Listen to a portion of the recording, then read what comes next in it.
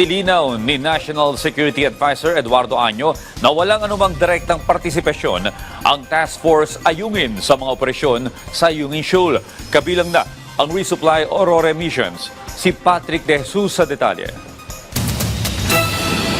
Sa kabila ng pagkakaroon ng Task Force Ayungin ng Estados Unidos, sinabi ni National Security Advisor Eduardo Año na buong pagsisikap pa rin ng Pilipinas ang mga operasyon sa Ayungin Shoal. Ibinahagi sa social media ni U.S. Secretary of Defense Lloyd Austin III ang pagkakaroon ng U.S. Task Force Ayungin nang kamustahin niya ang mga tropang Amerikano na bahagi nito sa kanyang pagbisita noong Martes sa AFP Western Command sa Palawan.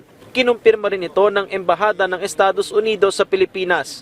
Nilinaw ni Año, walang anumang direktang partisipasyon ng naturang task force sa mga operasyon sa Ayungin Shoal. Kabilang na ang resupply Aurora mission sa BRP Sierra Madre. This is a U.S. task force. Meaning to say, it is internal to them on how they will support the armed forces. The RORE, the Ayungin is always a pure Filipino operation.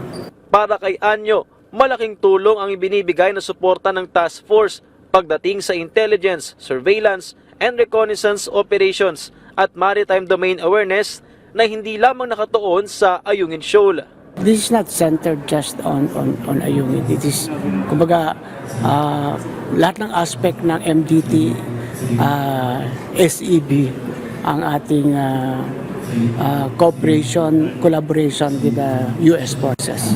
Sa isang pahayag, sinabi ng Embahada ng Estados Unidos na ang inisyatibang ito ay nakahanay sa iba't ibang linya ng kooperasyon sa pagitan ng mga puwersa ng Amerika at Pilipinas, kabilang ang Mutual Defense Board, Security Engagement Board Process at Bantay Dagat Framework na naglalayong itaguyod ang isang malaya at bukas na rehiyon ng Indo-Pasipiko. Ayon naman sa Armed Forces of the Philippines, ang presensya ng US troops sa Palawan ay para magbigay ng technical assistance sa Command and Control Fusion Center sa Western Command.